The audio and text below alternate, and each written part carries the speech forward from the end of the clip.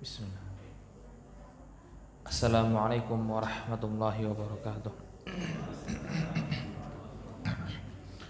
Alhamdulillah. Alhamdulillahilladzi arsala rasulahu bil huda wa dinil haqq liyudhhirahu 'ala ad-dini kullih wa kafa billahi shahida. Asyhadu an la ilaha illallah wahdahu la syarika lah wa asyhadu anna Muhammadan abduhu wa rasuluhu sallallahu ala alihi wa sahbihi wa sallama tasliman mazida ma ba'd. Alhamdulillah, segala puji hanya milik Allah Subhanahu wa taala yang memberikan sebuah nikmat kepada kita.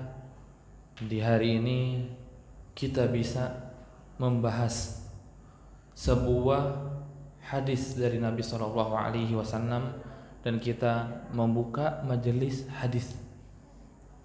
Majelis hadis yang sekarang agak sedikit kurang diminati. Wallahu a'lam apa sebab kenapa tidak kurang diminati hadis tersebut. Sedangkan poros sumber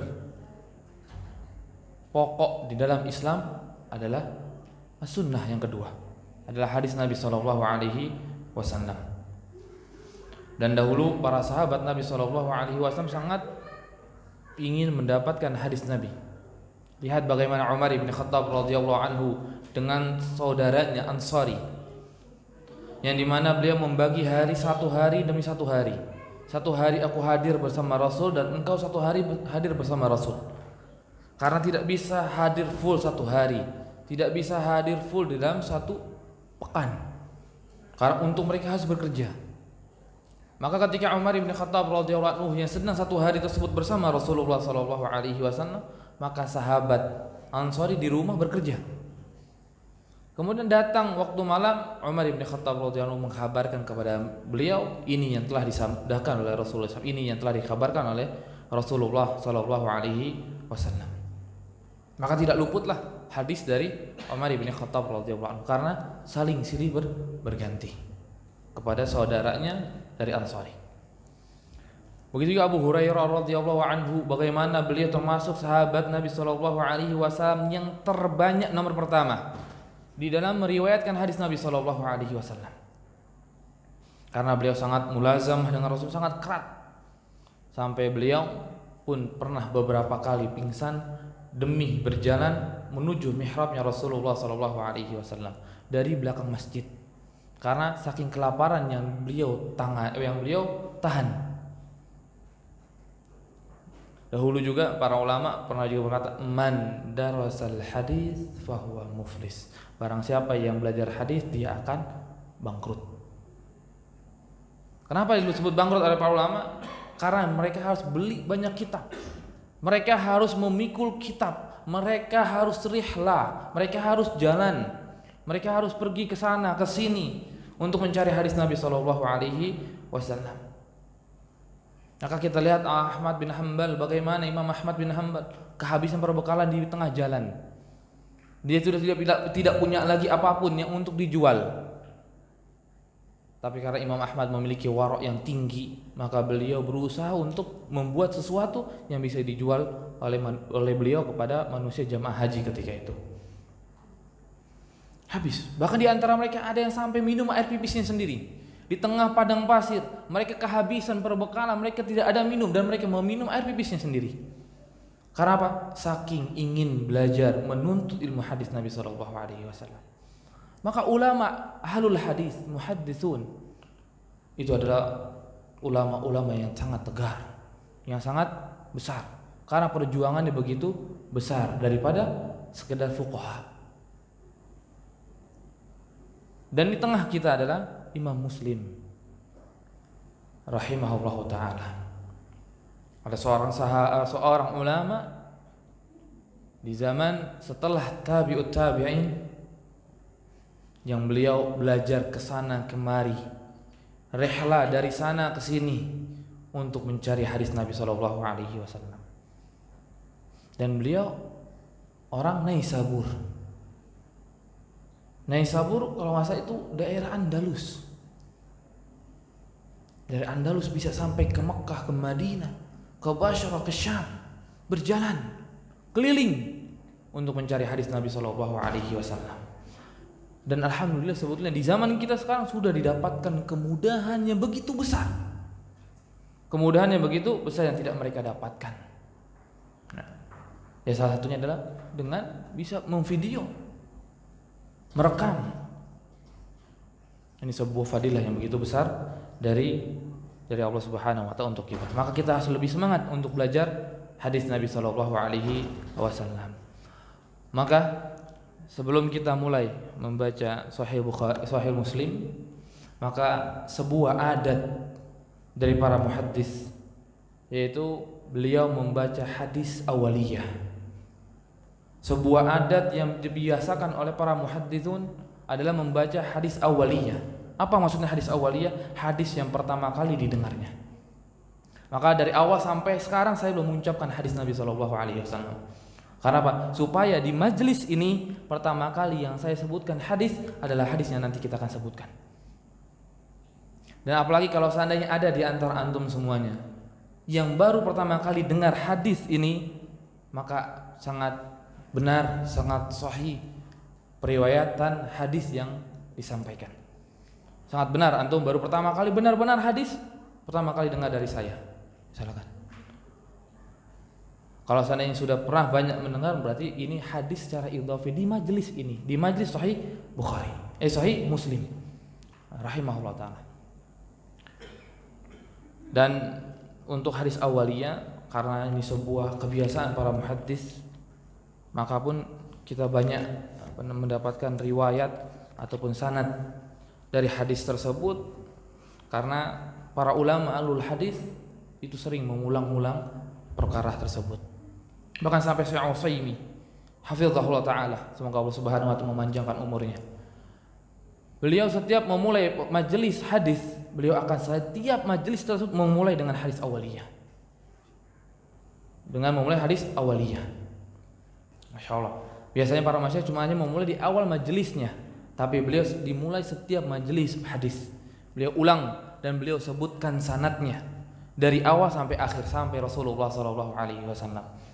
Masya Allah, beliau juga hafal dengan luar kepala, sedangkan kita belum menghafal sanad tersebut.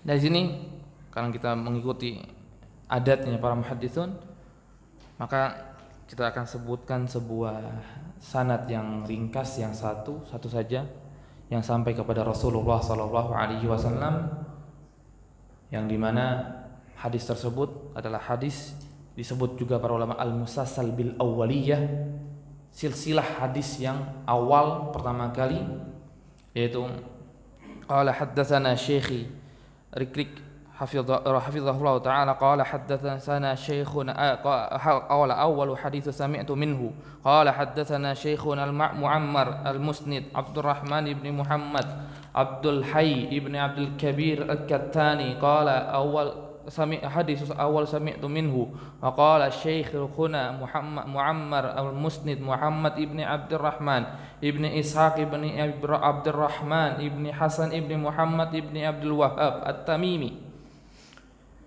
At-Tamimi An-Najdi Al-Hambali wa huwa awwalu hadits sami'tu minhuma qala haddatsana Muhammad Abdul Hayy ibni Abdul Kabir al-Kattani wa huwa awwalu hadits sami'tu minhu qala haddatsani Ahmad al-Jamal المصري وهو أول حديث سمعت منه قال حدثني محمد علي بن البهي الطنطدائي وهو أول حديث سمعت منه قال حدثني محمد المرتضى الزبيري وهو أول حديث سمعت منه قال حدثني داود بن سليمان الخربتاوي وهو أول حديث سمعت منه قال حدثنا محمد الفيومي المصري وهو أول حديث سمعت منه قال حدثنا يوسف ابن عبد الله الأرميوني وهو أول حديث سمعت منه قال حدثنا عبد الرحمن بن أبي بكر السيوطي وهو أول حديث سمعت منه قال حدثنا عبد الرحمن بن علي بن عمر ابن الملقن وهو أول حديث سمعت منه قال حدثنا جدي عمر بن علي بن الملقن وهو أول حديث سمعت منه قال حدثنا محمد بن محمد الميدومي وهو أول حديث سمعت منه قال حدثنا به النجيب أو أبو الفرج عبد اللطيف الحراني وهو أول حديث سمعت منه. قال أخبرنا به الحافظ عبد الرحمن بن علي الجوزي وهو أول حديث سمعت منه. قال حدثنا أبو سعيد إسماعيل بن أبي صالح النيسابوري وهو أول حديث سمعت منه. قال حدثنا الوالد أبو صالح النيسابوري وهو أول حديث سمعت منه. قال حدثنا أبو طاهر محمد بن مش الزيادي وهو أول حديث سمعت منه.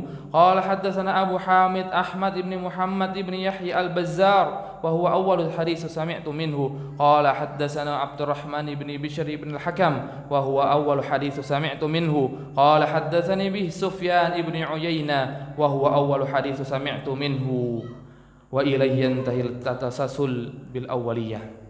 Maka tasasul awaliyah sampai kepada Imam Sufyan ibn Uyainah. Imam Sufyan ibn Uyainah mendengar hadis dari Amr ibn Dinar, bukan hadis yang pertama, tapi dari muridnya Sufyan itu mendengar hadis yang pertama. Wa huwa an Amr ibn Dinar an Abi Qabus maula Abdullah ibn Amr ibn As an Abdullah ibn Amr ibn As radhiyallahu anhuma anna Rasulullah sallallahu alaihi wasallam qala Ar-rahimuna yarhamuhumur rahmanu tabaraka wa ta'ala irhamu man fil ardi yarhamkum aw yarhamukum man fis sama. Alhamdulillah, ini hadis yang disebut oleh para ulama tasasul bil awwaliyah. Ar-rahimuna ar-rahimuna yarhamuhumur rahmanu tabaraka wa ta'ala irhamu man fil ardi yarhamkum aw yarhamukum man fis sama. Hadis ini disebutkan oleh para mustasal bil awaliyah. Maksudnya apa? Setiap rawi mendengar hadis yang pertama ini dari gurunya. Kemudian rawi tersebut mendengar dari gurunya hadis pertama. Kemudian muridnya mendengar hadis pertama dari gurunya, sampailah kepada guru kami dan kami juga mendengar hadis ini pertama di hadapan guru-guru kami. Dan di sini kita sebutkan satu saja sanad dari salah satu guru kami yang menyebutkan hadis ar-rahimuna yarhamuhumur rahman tabaraka wa ta'ala. Kenapa para ulama memulai dengan hadis ar-rahimuna man yarhamu yarhamuhumur rahman tabaraka wa ta'ala? Karena ingin memulai supaya memberikan kabar gembira kepada thalibul ilmi adalah ingat rahmat Allah Subhanahu wa taala akan meliputi orang-orang yang belajar. Ini juga sebagai tambih kepada para gurunya. Ketika ingin membahas, ingat harus berikan rahmat kepada para murid. Untuk memberikan rahmat kepada para murid. Dan ini maka barang siapa yang mendengar di majelis ini, maka dia telah sabit di dalam sanad tersebut sampai kepada Rasulullah sallallahu alaihi wasallam. Jadi setidaknya ada satulah hadis yang sampai kepada Rasulullah SAW. Dan hadis tersebut hadis yang hasan, walaupun tidak dikatakan sahih, tapi tasasulnya kita mendapat sampai kepada Imam Sufyan dan Imam Sufyan sampai kepada Rasulullah sallallahu alaihi wasallam. Kenapa penting begitu sanad? Karena sanad mizahnya ahli sunnah wal jamaah. Sebagaimana dikatakan oleh Syekhul Islam Ibnu Taimiyah rahimahullah taala. Syekhul Islam Ibnu Taimiyah rahimahullah taala, beliau ketika menyebutkan sanad, beliau bukan sekedar as-sanad minad din, tapi beliau mengatakan mizah min ahli sunnatil wal jamaah. Mizah, kemuliaan, keistimewaan dari orang-orang ahli sunnah wal jamaah yang mengaku salafiyun. Mereka apa? Mengutamakan sanad Nabi, sanad sampai kepada Nabi atau sanad sampai kepada muallif kitab. Mereka sangat menjaga sanad-sanad tersebut. Mereka sangat menjaga sanad-sanad tersebut. Dan di sini kita sampai masuk, insya Allah kita akan masuk kepada Sahih Muslim. Dan alhamdulillah kita juga memiliki beberapa sanad sampai kepada Imam Muslim dan Imam Muslim sampai kepada Rasulullah sallallahu alaihi wasallam. Maka sebelum ada yang baca, sedikit kita jelaskan bagaimana tentang Imam Muslim. Karena nggak mungkinlah kita mulai dari kitabnya kecuali kita sudah kenal siapa mu'alif kitabnya. Imam Muslim adalah Abul Husain. Beliau sangat cinta dengan Ahlul Bait, maka beliau menamakan kunyanya dengan Abu Husain. Muslim ibn Hajjaj ibn Muslim An-Naisaburi Al-Quraisy, Al-Qashiri Naisaburi. Beliau dari Naisabur. Naisabur dari mana? Kalau nggak salah dari Andalus. Nama beliau Muhammad ibn Hajjaj ibn Muslim. Ketika ditanya, qala Abu Husain, bersama juga karena itu kunyahnya. Kunyahnya adalah Abu Husain, namanya Muhammad ibn Hajjaj ibn Muslim. Muslim ibn Hajjaj ibn Muslim. Bapaknya memberikan nama kakeknya, itu nggak masalah. Bapaknya Hajjaj, bukan Hajjaj bin Yusuf, bukan. Hajjaj memberikan nama anaknya Muslim juga sebagaimana nama kakeknya Muslim. Dan itu boleh. Sebagian para ulama juga ada yang memberikan nama kepada anaknya dengan namanya. Yahya ibni Yahya. Yahya ibni Yahya. Dan beliau lahir di tahun 204 Hijriah. 204 Hijriah bertepatan dengan meninggalnya Imam Asy-Syafi'i rahimahullah taala. Imam Syafi'i meninggal di tahun 2004 dan beliau lahir di tahun 2004. Imam Syafi'i lahir di tahun yang dimana Imam Abu Hanifah meninggal. Kapan Imam Syafi'i lahir? 100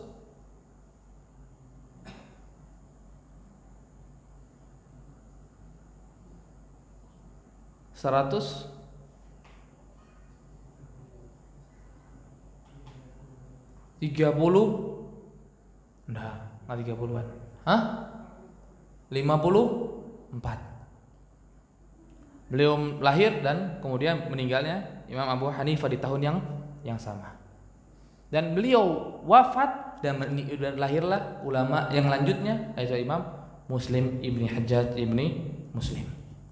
Dan beliau meninggal di tahun 261 atau 63. Maaf 64, bukan 61. 64. Dan beliau wafat di tahun 264 di hari Ahad di tanggal 25 Rajab. 25 Rajab. Dan beliau menulis Sahih Sahih Muslim. Ini salah satunya adalah mengikuti sunnahnya gurunya. Siapa gurunya? Imam Bukhari. Imam Muslim saking besarnya belajar dengan Imam Bukhari sampai Imam Bukhari berkata, la yabghaduka illa hasid wa asyhadu annahu laisa fid dunya mithlak. Gak ada orang yang bencimu hai Muslim kecuali orang yang paling hasad. Dan saya tidak pernah melihat ada di dunia ini orang yang semisal denganmu wahai Muslim. Menunjukkan Imam Muslim sangat besar, bukan imam kecil, imam besar. Dan beliau berguru dengan imam besar yaitu Imam Bukhari, dan beliau juga dapat berguru dengan gurunya Imam Bukhari siapa? Imam Ahmad bin Hanbal. Imam Muslim banyak mendapati guru yang bersama dengan Imam Bukhari. Maka nanti juga banyak guru-guru yang sama dari Sahih Muslim dengan Sahih Bukhari, karena gurunya banyak juga didapatkan oleh Imam Muslim. Guru Imam Bukhari didapatkan oleh Imam Muslim. Dan salah satunya adalah Imam Ahmad bin Hanbal. Imam Ahmad bin Hanbal memiliki murid Imam Bukhari, Imam Muslim, Imam Tirmidzi. Masya Allah, ini imam besar semua, Bukhari, Muslim, dan dia Imam Tirmidzi. Dan juga nanti di Naisabur juga atau di Andalus ada lagi nama imam yang besar juga, Khalid bin Makhlad. Beliau seorang muhaddis yang menulis musnad, dan itu juga imam besar, dilahirkan dari belajar dengan Imam Ahmad bin Hanbal. Maka beliau ketika belajar dengan Imam Bukhari dan sering menanya tentang sebuah illah. Illah itu sebuah kecacatan di dalam hadis. Illahnya ini membuat cacat hadis atau tidak. Maka beliau sering bertanya kepada Imam Bukhari rahimahullah taala. Maka dengan sering pertanyaannya tersebut, beliau sangat tertarik membuat Sahih Muslim, mengikuti gurunya.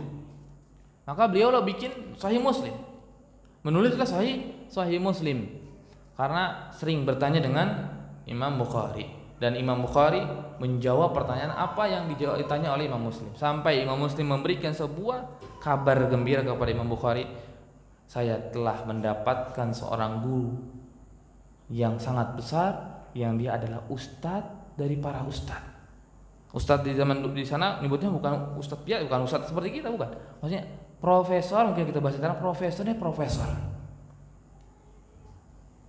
Imam Bukhari rahimahullah taala. Karena apa? Saking cerdasnya, begitu besarnya keilmuan Imam Bukhari. Dan sangat matangnya, sangat kuatnya keilmuannya. Dan sampai dari bab bukunya saja sudah dibikin sebuah hujjah. Dan bahkan Syekhul Muhammad ibn Abdul Wahhab itu mengambil sebuah hujjah dari babnya di kitab Ushul Tsalatsah. Qala Imam Bukhari qabla qauli al-ilmu qabla qauli wal amal. Ini bab, penamaan bab Imam Bukhari. Saking dakiknya pemikiran Imam Bukhari dan melahirkan sebuah murid yang besar, yaitu Imam Muslim. Dan beliau membuatlah karya yang besar juga, Sahih Muslim. Maka di dalam Sahih Muslim ada sedikit perbedaan dengan Sahih Bukhari, adalah salah satunya pertama. Perbedaan dengan Sahih Bukhari yang pertama adalah dari segi tartib urutan, maka Sahih Muslim lebih rapi. Sahih Muslim lebih rapi daripada Sahih Bukhari. Karena apa? Karena Imam Muslim menggabungkan satu hadis di dalam satu bab. Sedangkan Imam Bukhari rahimahullah ta'ala tidak. Beliau banyak menaruh hadis ini mungkin di bab pertama, bisa jadi nanti di bab nikah, bisa jadi di bab jihad. Tapi kalau Imam Muslim enggak, satu dikumpulkan di satu tempat. Kalau mendapatkan 5, ya 5 dituliskan dalam satu tempat. Ini salah satu yang membuat sebagian para ulama Andalus atau ulama Naisabur menganggap Sahih Muslim lebih sahih, lebih tinggi derajat daripada Sahih Bukhari. Karena apa? Dari segi kebaikan tartibnya. Tapi kalau kita bahas dari segi kesahihan di dalam hadisnya, maka Sahih Muslim di bawah sedikit daripada Sahih Bukhari. Ada daripada Sahih Bukhari. Maka di sini beliau memberikan sebuah muqaddimah di dalam sahihnya lumayan sedikit panjang. Kita tinggalkan, kita langsung masuk bab pertama. Jadi kira-kira siapa yang membaca hadis membaca ini? Abu Hud? Antum atau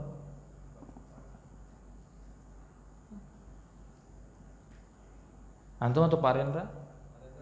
Pak Rendra ya? Sepakat ya? Oh ya.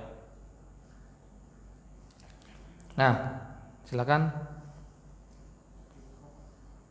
Pakai mikrofon? Oh saya, insyaallah.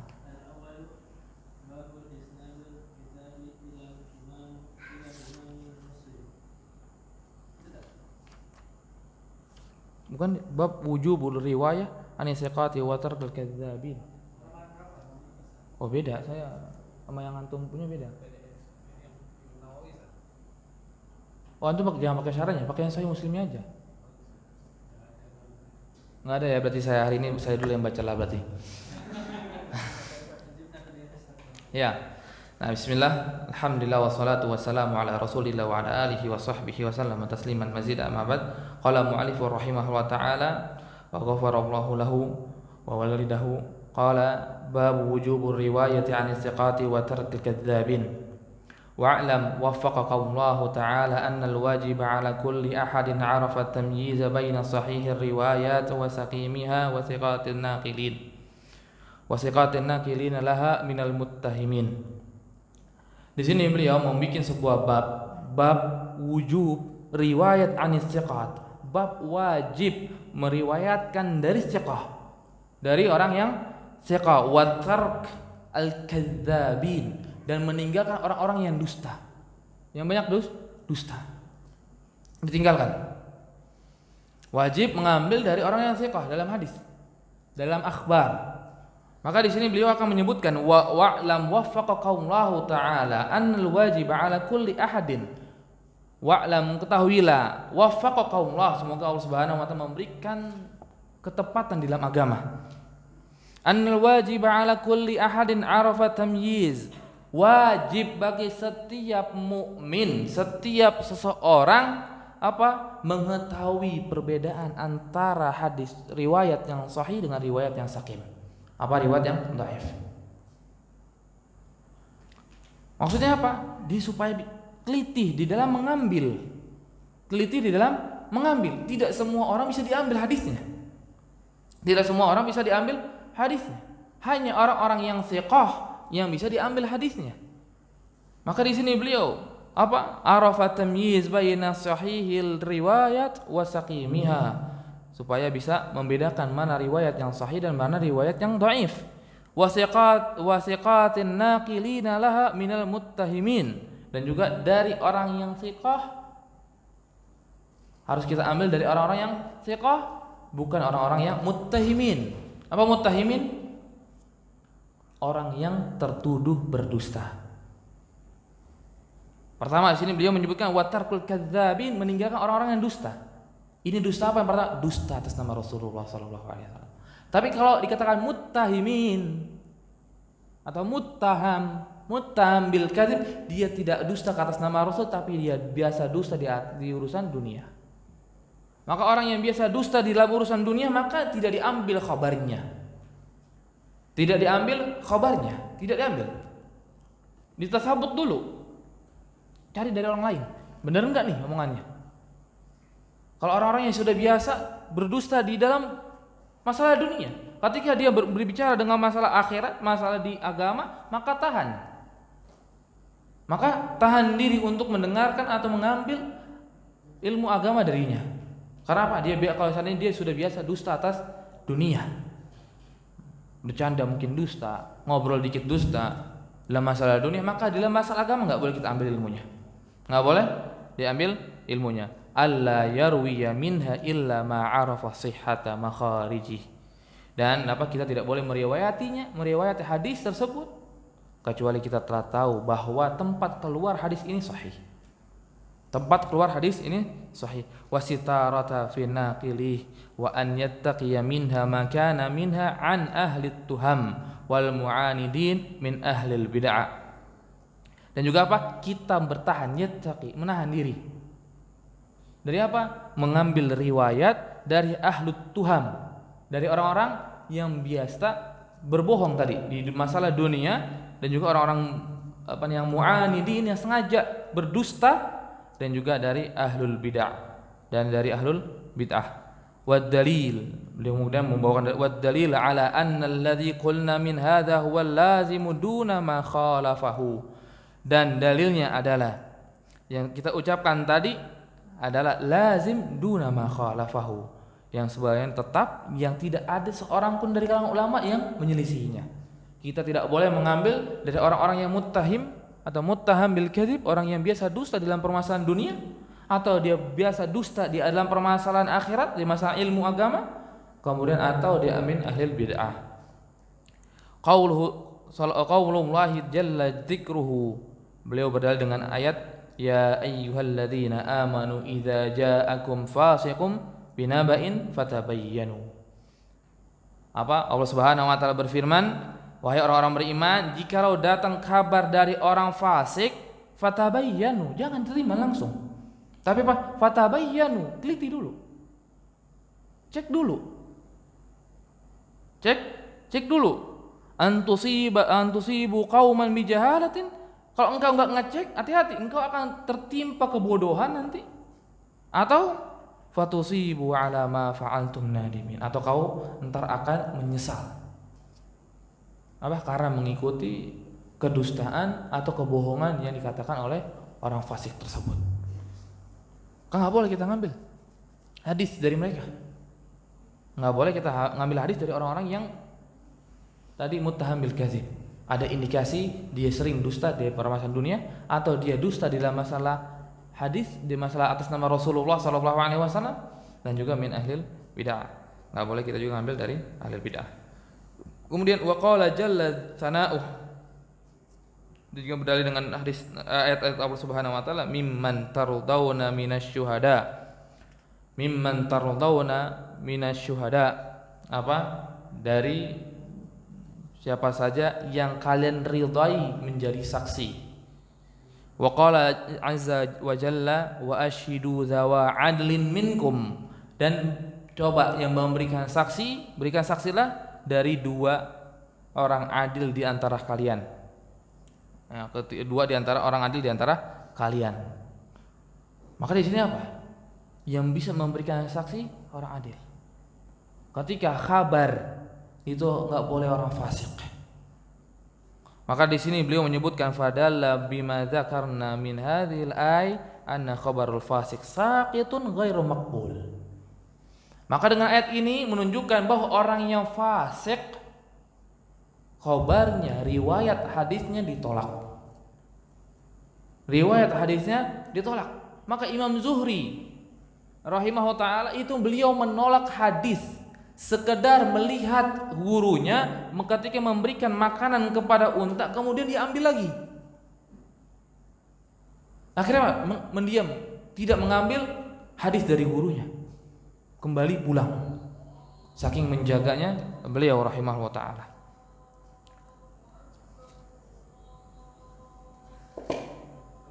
Belum ya? Wah, cepetan itu berarti ya. Wa anna syahadata ghairil adli marduda, dan juga syahadah persaksian orang yang enggak adil.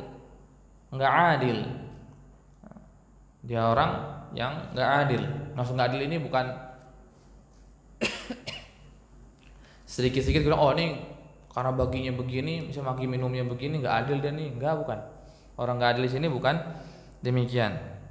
Dia adil di sini dalam permasalahan agama, kita lihat. Dia adil enggak? Dia biasa sholat enggak? Dia masih ibadah enggak? Termasuk orang yang adil enggak? Maka kalau sering enggak, maka enggak boleh. Maka saksi nikah kalau dari orang yang enggak sholat enggak sah persaksiannya. Perhatikan. Jadikan saksi nikah kita dari orang yang sholat. Kenapa? Orang yang enggak sholat itu enggak adil. Sedangkan Allah Subhanahu wa taala berfirman wa ashidu dzawa adlin minkum. Saksikanlah dari apa? Orang-orang yang adil di antara kalian. Maka orang yang enggak adil enggak boleh jadi saksi. Enggak boleh jadi saksi dalam pernikahan ataupun saksinya yang lainnya. Kenapa? Saksinya mardudah, tertolak. Tertolak. Wa in faraqa ma'nahu ma'na syahadati fi ba'dil wujuh faqad yajtami'ani fi a'dhami ma'anihima. Kalaupun di sini beliau menyebutkan kalau seandainya fasik kabarnya tertolak, orang yang enggak adil syahadahnya persaksiannya tertolak, maka ini dalam segi itu berbeda, tapi beliau satu tempat ketika di dalam makna yang sangat sempurna, yang dimana orang yang fasik enggak akan diterima kabarnya dan begitu juga tidak diterima persaksiannya inda jami'ihim, di sisi seluruh manusia. Orang fasik saksian juga enggak diterima, riwayat juga enggak diterima. Maka menunjukkan apa? Memang benar-benar kita wajib mengambil hadis ini dari orang-orang thiqah. Enggak boleh dari orang-orang yang fasik ataupun ghairu adil. Kemudian beliau membawakan sebuah hadis dari Nabi sallallahu alaihi wasallam, an Rasulillah sallallahu alaihi wasallam, man haddatsa anni bi haditsin yura annahu kadzib fahuwa ahadul kadzibin atau fahuwa ahadul kadzibain. Apa beliau membawa sebuah hadis dari Nabi SAW, barang siapa yang mengkabarkan dari aku sebuah hadis annahu yura annahu kadzib, dan dia tahu itu hadisnya dusta, kemudian dia riwayatkan, maka fahuwa ahadul kadzibin, dia termasuk orang-orang yang pendusta. Tahu kita hadis dusta, hadis palsu, kemudian kita sebarkan kepada manusia, walaupun kita niatnya bukan ingin menyebar hadis palsu, tapi kita sebarkan begitu saja tanpa menjelaskan hadis ini palsu, maka kita termasuk orang-orang dusta. Maka berhati-hati dari hadis Nabi Shallallahu Alaihi Wasallam. Jangan bermudah-mudah meriwayatkan hadis Nabi kecuali kita sudah tahu hadis ini thiqah, hadis ini sahih, hadis ini dhaif. Kalaupun dhaif kita kabarkan hadis ini dhaif, hadis ini munkar, hadis ini maudhu' misalkan. Kabarkan kepada manusia. Kabarkan kepada manusia. Kalau kita nggak kabarkan, sedangkan hadis ini maudhu', maka kita termasuk orang-orang pendusta. Orang-orang pendusta. Maka kemudian beliau mengucapkan qala haddatsana Abu Bakar ibni Abi Syaibah qala haddatsana Waqi' an Syu'bah anil Hakam an Abdurrahman ibni Abi Laila an Samurah ibni Jundub yang dilihat di dalam kitabnya ada lafaz ha, maksudnya apa? Ini tahwil, pindah sanad. Pindah sanad. Karena beliau meriwayatkan hadis ini dengan sanad beliau. Maksudnya beliau pindah sanad, beda sanadnya dengan hadis sanad yang pertama. Wa ha qala haddatsana Abu Bakar ibni Abi Syaibah, masih sama gurunya, tapi guru dari guru-gurunya itu berbeda. Haddatsana Abu Bakar ibni Abi Syaibah an qala haddatsana Waqi' an Syu'bah wa Sufyan. Bertambah di sini Sufyan an Habib, mulai beda. Maka di sini butuh yang namanya ha atau tahwil, pindah sanad. Pindah sanad. Dan ini diriwayatkan hadis an Habib an Maimun ibni Abi Syabib an Mughirah ibni Syu'bah qala Rasulullah sallallahu alaihi wasallam dzalik. Di sini beliau memulai hadis pertama dengan menyebutkan matan terlebih dahulu, kemudian menyebutkan sanadnya. Itu boleh dilakukan. Dan perbuatan ini lebih sering dilakukan oleh Syekh Albani rahimahullah taala. Beliau ketika menulis hadis sahih, silsilah hadis sahih, beliau menulis terlebih dahulu matannya, kemudian baru di bawahnya sanadnya. Dan hal tersebut boleh saja dan tidak terlarang. Udah azan? Azan dulu ya. Mungkin azan dulu. Nanti kita lanjutkan. Ya, alhamdulillah wassalatu wassalamu ala Rasulillah ma ba'd. Sudah nunggu Pak. Dan sekarang bab yang kedua fi tahdzir minal kadzib ala Rasulillah sallallahu alaihi wasallam. Ya, silakan dibaca.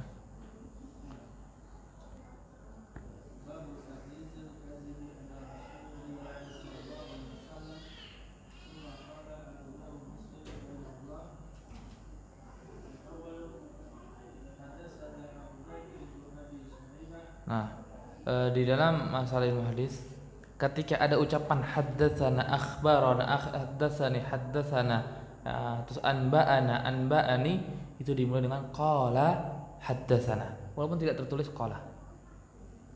Jadi dalam masalah hadis itu harus dibaca qala tapi tidak tertulis qala. Berarti qala haddatsana Abu Bakar.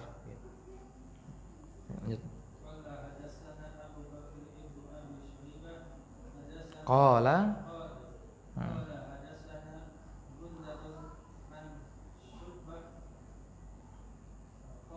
ha, ada ha kan?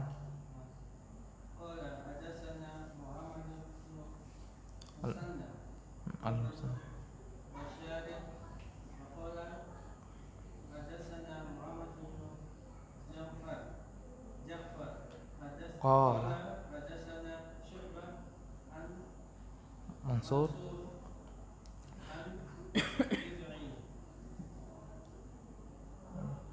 Rib'in ibn Hirash aku mencet an Rib'in ibn Hirash kebuang atau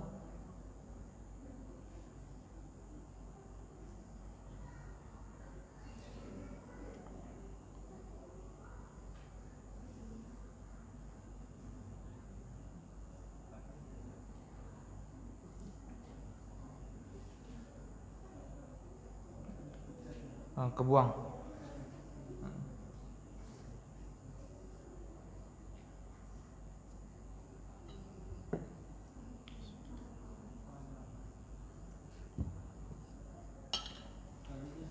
Ya. Qala haddatsana Muhammad ibn Muthanna wa Muhammad ibn Bashar qala haddatsana Muhammad ibn Ja'far qala haddatsana Syu'bah an Mansur an Rib'in ibn Hirash annahu sami'a an Ali radhiyallahu anhu yakhthub. Di sini Rib'in ibn Hirash mendengar dari Ali bin Abi Thalib radhiyallahu anhu hadis di dalam khutbahnya. Di dalam khutbah Ali bin Abi Thalib qala Rasulullah sallallahu alaihi wasallam la takdzibu alayya fa innahu man yakdzib alayya yalijul nar. Apa Rasulullah SAW bersabda, jangan kalian berdusta atas namaku. Fa innahu man yakdzib alayya yalijun nar. Barang siapa yang berani berdusta atas namaku, maka dia akan mendapatkan gejolak api neraka. Dia akan masuk ke neraka. Dan bahkan di hadis setelahnya, beliau karena mengumpulkan ada 4 hadis yang sama di dalam ini, itu menyebutkan fal yatabawwa maq'adahu minan nar. Dia telah mengambil sebuah tempat di dalam api neraka. Maka di sini para ulama sampai ada yang berpendapat seperti Imam Haramain, kufur, kafir orang-orang yang berdusta atas nama Rasulullah SAW. Walaupun pendapat ini nggak benar, tapi apa? Saking besarnya dosa berdusta atas nama Rasul. Tapi yang benar adalah dia nggak kufur karena dia masih Muslim. Dia berbuat dosa besar, dosa yang sangat besar, dosa yang sangat besar yang menyebabkan dia mendapatkan tempat bookingan untuk di api neraka. Seolah-olah orang yang berdosa atas nama Rasulullah itu sudah membooking tempat di neraka. Udah membeli kafling lah misalnya.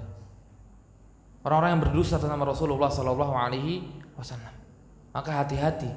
Dan bahkan para ulama, apakah orang yang telah berdusta atas nama Rasul kemudian taubat diterima hadisnya? Maka para ulama berselisih pendapat. Sebagian besar dan jumhurnya mengucapkan tidak lagi diterima hadisnya. Tidak lagi diterima hadisnya sampai dia mati. Supaya hukuman bagi orang yang berani berdusta atas nama Rasulullah SAW. Biar dia tidak lagi ada dari kalangan manusia yang berani berdusta atas nama Rasulullah. Maka para ulama tidak diterima lagi hadis yang telah berdusta atas nama Rasul Sallallahu Alaihi Wasallam, karena dosanya sangat besar, karena akan mempalsukan agama. Maka sangat dusta ketika ada orang yang berkata boleh dusta atas nama Rasul di dalam targhib, di dalam fadailul a'mal. Enggak boleh, haram. Enggak boleh berdusta untuk karena di kalangan citra indah ini kurang suka belajar hadis, kurang suka belajar tafsir. Saya buat hadis tentang keutamaan belajar tafsir, keutamaan belajar hadis.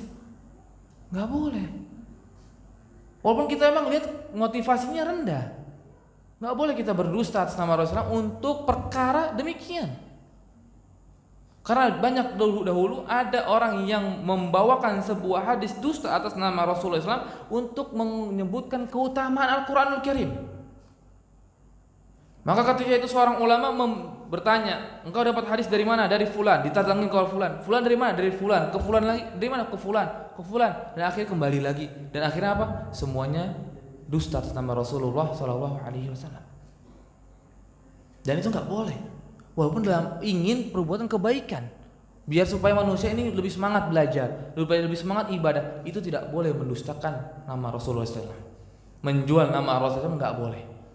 Walaupun tujuannya baik, walaupun tujuannya memotivasi manusia untuk bersemangat beribadah, nggak boleh, haram.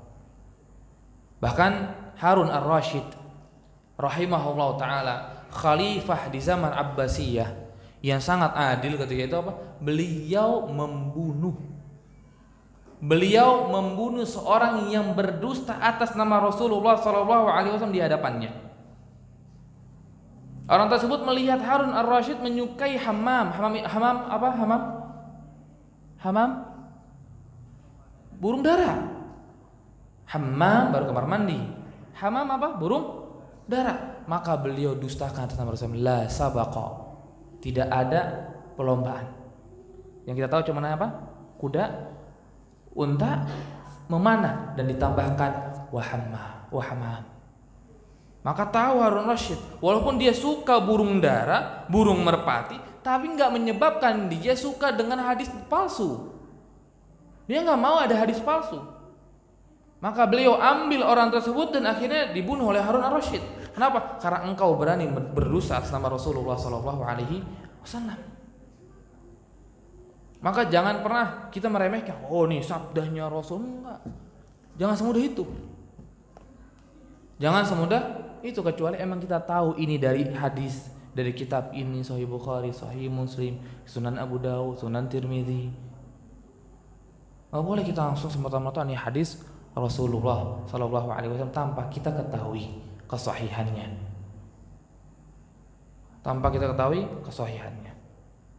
Nggak boleh. Maka kita nggak boleh menetapkan an-nazafatu minal iman. Apa an-nazafatu, kebersihan itu sebagian dari iman? Hadis Nabi SAW nggak boleh. Walaupun maknanya emang ada hadis yang lain, tapi untuk lafaz tersebut nggak boleh kita tetapkan dari Rasulullah SAW. Nggak boleh kita berkata qala Rasulullah SAW an-nazafatu minal iman, nggak boleh. Karena apa? Hadis palsu.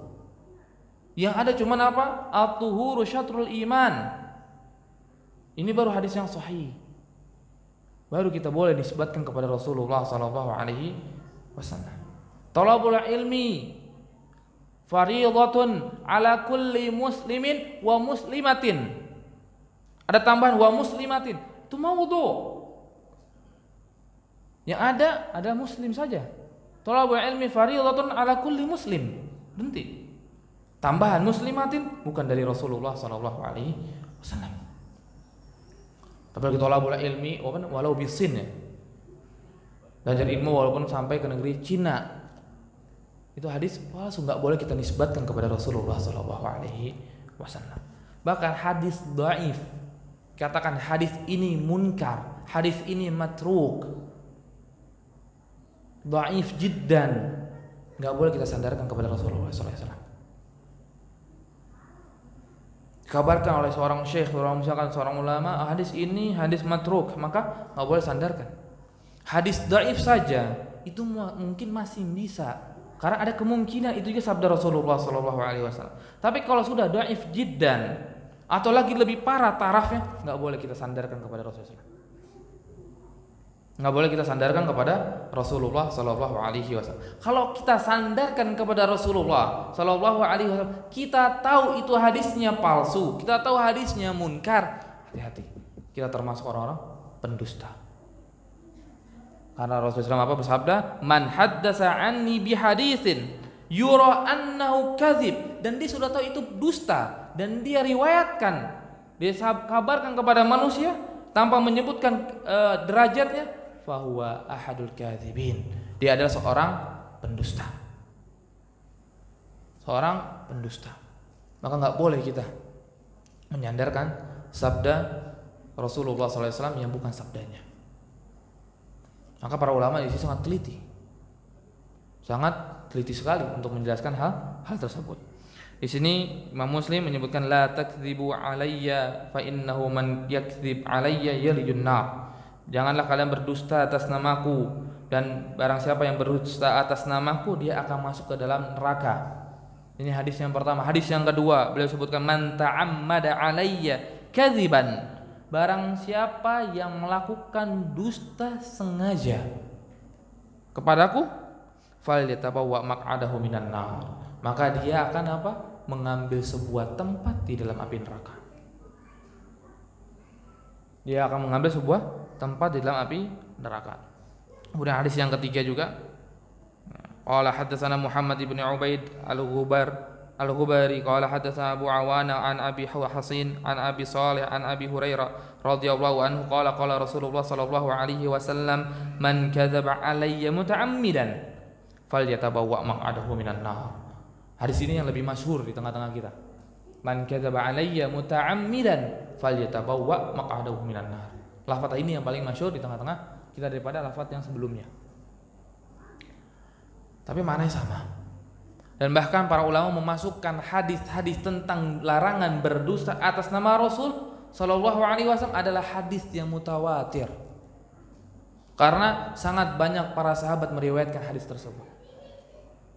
Nggak boleh kita, nggak boleh mudah-mudah berdosa atas nama Rasulullah Shallallahu Alaihi Wasallam.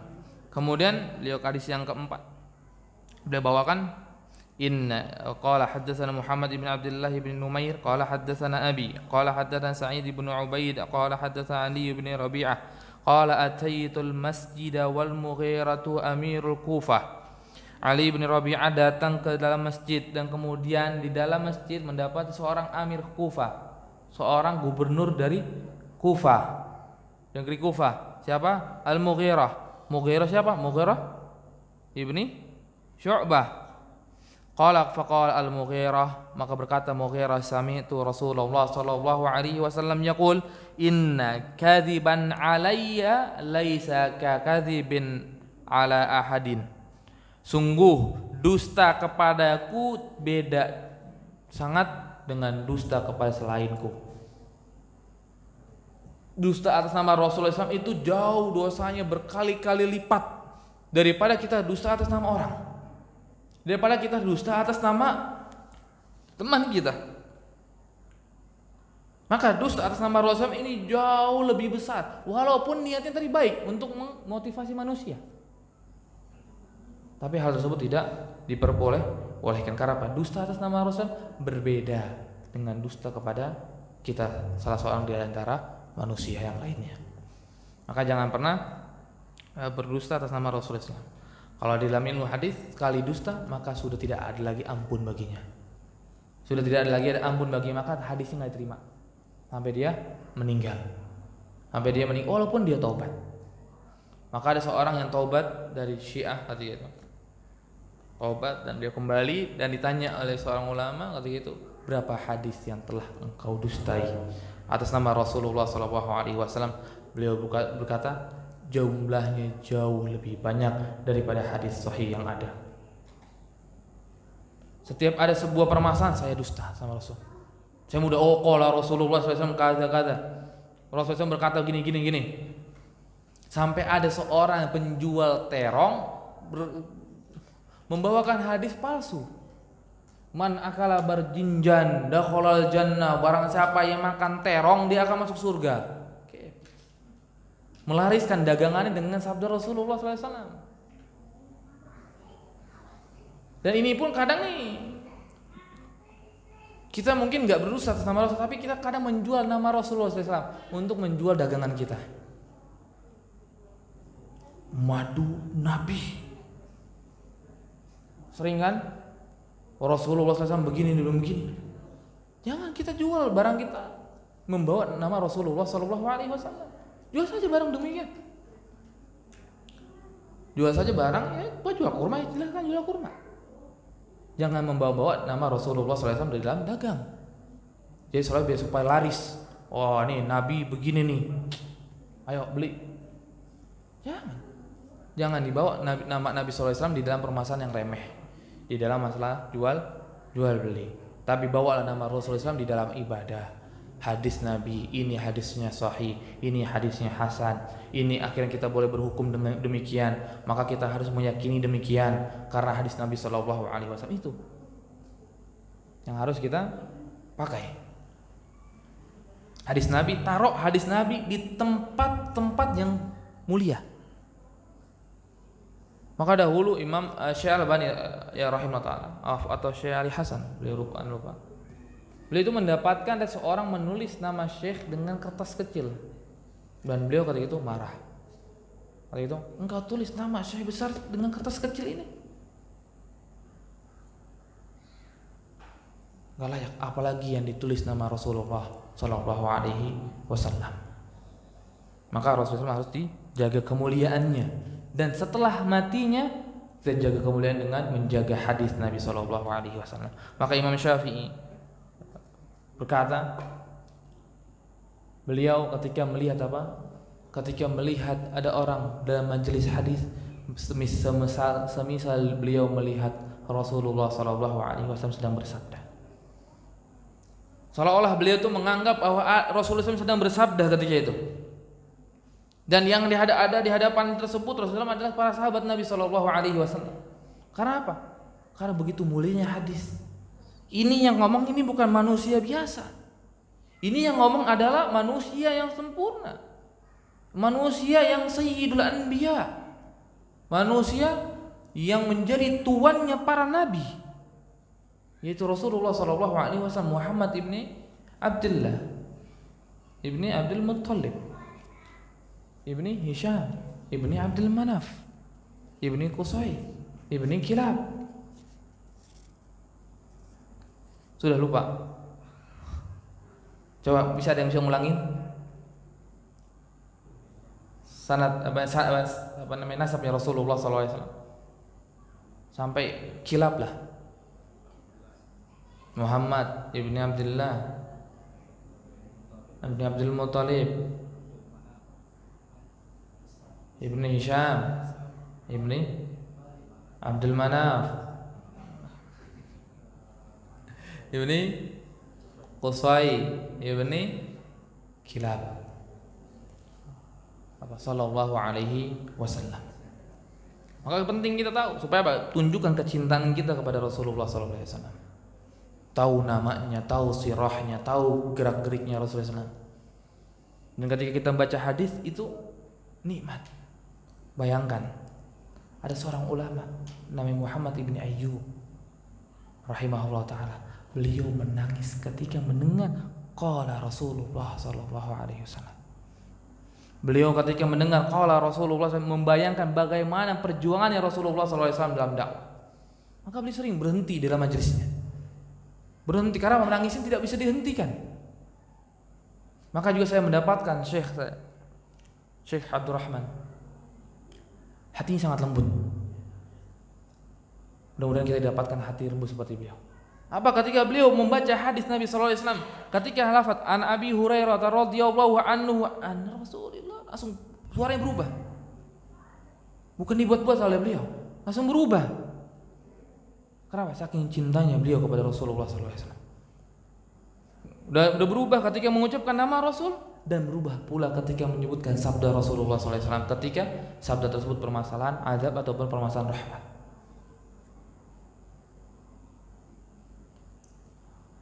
Apa begitu lembutnya hati beliau, mudah-mudahan kita diberikan kelembutan hati seperti hati beliau. Nah, ini atas dilarang dusta atas nama Rasulullah SAW. Ini kita alhamdulillah sudah mengkelarkan 2 bab, tapi perlu diketahui bab di sini penamaan bab bukan dinamakan oleh Imam Muslim. Bukan dinamai oleh Imam Muslim. Bisa jadi dinamai oleh Imam Nawawi atau oleh Imam Fudail ibn Iyad. Karena 2 ulama tersebut yang menamai bab-bab di Sahih Muslim, menamai di bab-bab Sahih Muslim. Karena Imam Muslim tidak mau memasukkan, beliau ketika sudah masuk ke Sahih, beliau tidak mau memasukkan sebuah perkataan manusia kecuali perkataan Rasulullah SAW. Maka beliau tidak membuat bab. Beliau hanya mengumpulkan hadis kalau satu tema di dalam satu tempat, selesai. Nah, kalau kita lihat kitab Sahih Muslim yang asli maka nggak ada babnya, nggak ada babnya. Karena apa? Beliau tidak menulis bab. Maka terus sampai zaman sekarang dan cetakan-cetakan kita yang sekarang kebanyakan sudah ada babnya, dan babnya disusun oleh Imam Nawawi ataupun Imam Fudail ibni Iyad rahimahumullahu jami'an.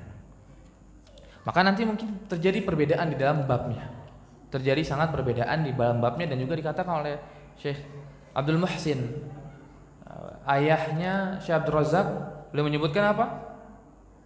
Kita akan mungkin menemui sebuah bab yang dari segi lafaz itu sedikit cacat. Sedikit cacat. Kenapa? Karena ini bukan dari Sahih Imam Muslim rahimahullah ta'ala. Berbeda dengan Sahih Bukhari yang beliau langsung menuliskan babnya.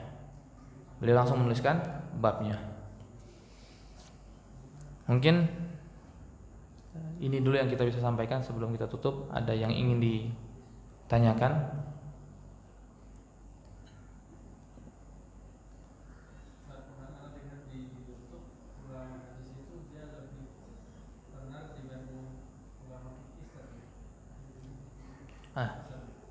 Ya, kalau dia ulama menjadi ulama hadis benar, maka dia pasti akan bukan lebih benar ya, lebih besar. Ya, lebih besar daripada ulama fikih. Kenapa? Karena beliau ketika belajar hadis, fikih pun masuk. Karena fikih diambil dari hadis Nabi sallallahu alaihi wasallam. Tafsir pun masuk. Kenapa? Tafsir pun diambil dari hadis Nabi sallallahu alaihi wasallam. Hal-hal yang lain pun masuk ketika kita belajar hadis. Maka tadi kenapa sih bangkrut? Karena mengumpulkan banyak referensi. Mengambil kitab ini, kitab itu dibaca, dipelajari bersama syekh. Kamu mengumpulkan semua kitab. Maka Sahih Bukhari ini termasuk kitab jami'. Apa jami' itu? Mengumpulkan semua fan ilmu. Ada masalah iman, ada permasalahan fikih, nanti ada permasalahan sirah mungkin, ada permasalahan tafsir. Ada semua di dalam kitab jami'. Maka orang-orang yang benar-benar jadi ahlul hadis, dia benar-benar muhaddis dan dia memiliki ilmu yang hadisnya benar, maka dia akan lebih besar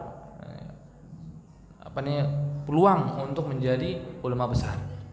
Maka kita lihat Imam Ahmad bin Hanbal begitu besar, terus sering dipuji. Kenapa? Karena beliau termasuk ahlul hadis yang sangat tenar ketika itu. Bahkan namanya lebih sering disebut, kalau kita bahas hadis lebih sering disebut daripada Imam Syafi'i, daripada Imam Abu Hanifah, daripada Imam Malik bin Anas radhiyallahu anhu. Karena beliau memiliki kitab yang begitu besar, musnad, dan mungkin itu kalau cetakan sekarang 20 jilidan. Dan kurang lebih dalam hadisnya itu ada 10 ribuan hadis. Hadis yang beliau kumpulkan. Maka Imam Ahmad enggak perlu ditanya permasalahan fikih juga, beliau sangat faqih. Imam Malik juga jangan ditanya masalah fikihnya karena beliau sangat faqih. Karena faqih dalam ilmu hadisnya, maka faqih juga dalam masalah ilmu fikihnya. Ada lagi?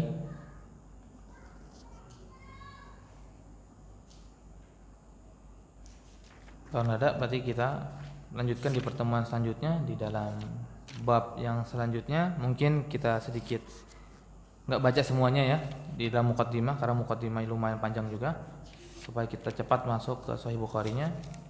Mungkin besok pertemuan di dalam bab muqaddimah terakhir. Di minggu depan insyaallah bab kita habiskan langsung, ada 7 bab beliau membuat di dalam muqaddimah. Insyaallah kita akan lengkap, kita akan cepat, dan kemudian di minggu selanjutnya kita bisa langsung masuk ke dalam kitab Sahih Muslim. Karena di sini pembahasan muqaddimahnya penting sekali sebetulnya, tapi terlalu panjang dan mungkin kita bacakan 1-2 hadis saja kemudian langsung lanjut ke bab selanjutnya supaya kita bisa langsung mulai ke Sahih Muslimnya. Mungkin ini yang bisa kita sampaikan. Wa akhiru da'wana alhamdulillahirabbil alamin. Assalamualaikum warahmatullahi wabarakatuh.